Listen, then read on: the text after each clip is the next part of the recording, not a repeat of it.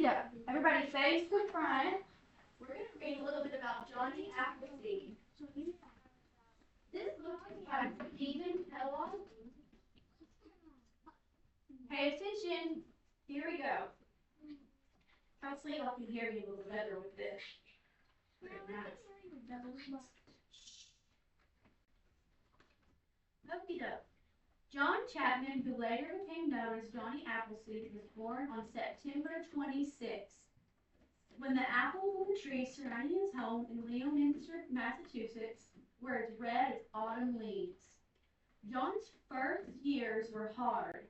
His father left the family to fight in the Revolutionary War, and his mother and his baby brother both died before his second birthday. So he had a pretty rough start, didn't he? Hopefully y'all can see that a little bit. By the time John turned 6, his father had remarried and settled into Longmeadow, Massachusetts. Within a decade, the little house was overflowing with 10 more children. Nearby was an apple orchard.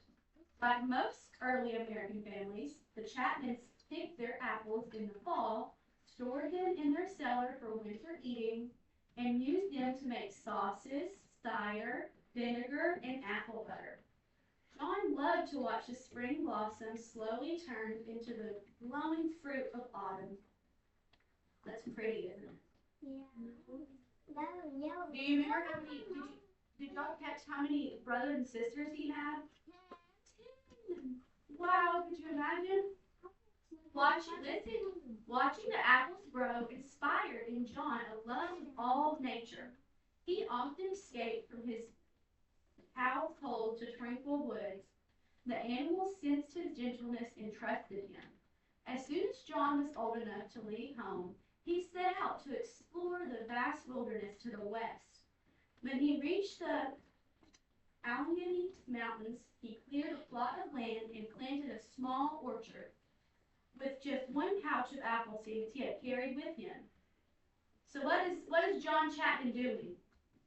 He's planting apple seeds. He's traveling to the west and he's planting seeds. I see some people listening. Wow, that's so good. I see some that aren't. John walked hundreds of miles through the Pennsylvania forest. Living like Indians he had befriended along the trail. As he traveled, he cleared the land for many more orchards. He was sure the pioneer families would be arriving before long, and he looked forward to supplying them with apple trees. Those are big trees.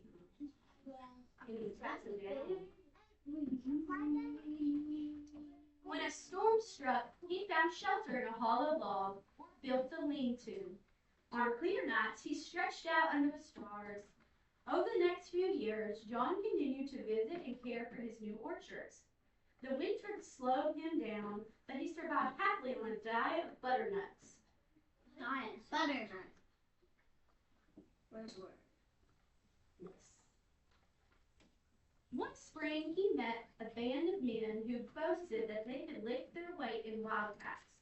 They were amazed to hear that John wouldn't hurt an animal, and he had no use for a gun. They challenged John to compete at wrestling, the favorite frontier sport. He suggested a more practical contest, a tree chopping match. The woodsmen eagerly agreed. So what are they going to do?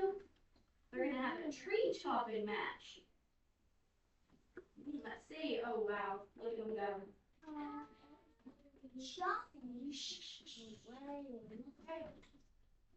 When the soldiers settled, there was no question about who had come out on top.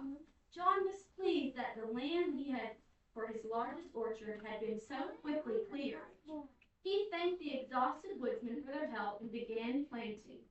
During the next few years, John continued to move westward. Whenever he ran out of apple seeds, he hiked to the eastern side presses to replenish his supply. Before long, John's plantings were spread across the state of Ohio. So what is John Chapman doing? He's planting seeds. And what are the seeds? Apple seeds. Meanwhile, pioneer families were arriving in search of home sites and farmland. John had located his orchards on the routes he thought that they'd be traveling. As he had hoped, the settlers were eager to buy his young trees. So now he's selling the trees. He's making a profit, huh? And he's feeding the settlers that are coming in. John, John went out of his way to lend a helping hand to his new neighbors. Often he would give his trees away. People affectionately liked to call him Johnny Appleseed, and he began using that name. He particularly enjoyed entertaining children with tales of his wilderness travel or adventure and stories from the Bible. So what is John Chapman's nickname? What do people call him? Johnny Appleseed. So we know John Chapman as Johnny Appleseed. Okay, let's see. In 1812, the British decided to join them in another war against the Americans. The settlers feared that Ohio would be invaded from Lake Erie. It grieved that Johnny and his friends were fighting each other. But when he saw that smoke of burning cabins, he ran through the night, shouting a warning to every door.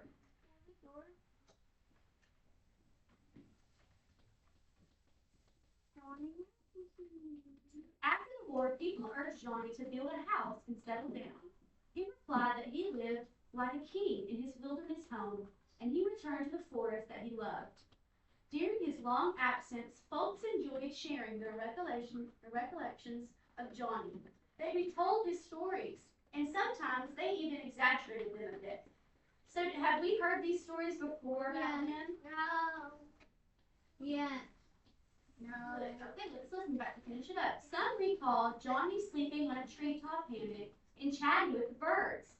Others remembered that a rattlesnake had attacked his foot. Fortunately, Johnny's feet were so tough, they would say it's tough as an elephant's hide. So the fangs didn't even penetrate his skin.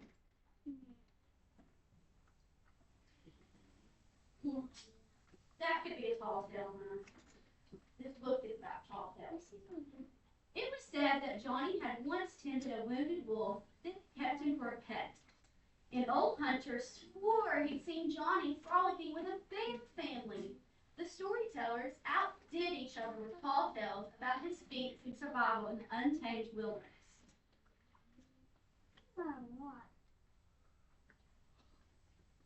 Hannah, pay attention. Look at him. What do we see? Look at the big fish down here. I don't see no fish. Hey. I see a fish. As years passed, Ohio became too crowded for Johnny. He moved to the wild of Indiana, where he continued to clear land for his orchard. When the settlers began arriving, Johnny recognized some of the children who had listened to his stories before. Now they had children of their own. It made Johnny's own heart glad when they welcomed him as a beloved friend and asked to hear his tales again. When Johnny passed 70, it became difficult for him to keep up with his work. Then, in March of 1825, while trudging through a snowstorm near Fort Wayne, Indiana, he became ill for the first time in his life. Johnny asked for shelter in the settler's cabin, and a few days later, he passed away there. So Johnny lived a long life, and what did he do in his life? He planted apple seeds, and he gave people orchards, and he told people a lot of tales. Curiously, Johnny's stories continued to move westward without him. Folks maintained that they'd seen him in Illinois, or that they greeted him in Missouri, Arkansas, or Texas.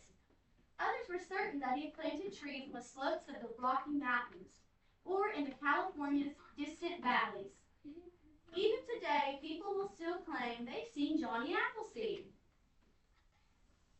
There's an apple. Is this not apple? Thank y'all for listening to a story, and here in a few minutes we're going to do our little pamphlet. We're going to get to color, and we're going to learn a little bit more about Johnny Appleseed. That one color.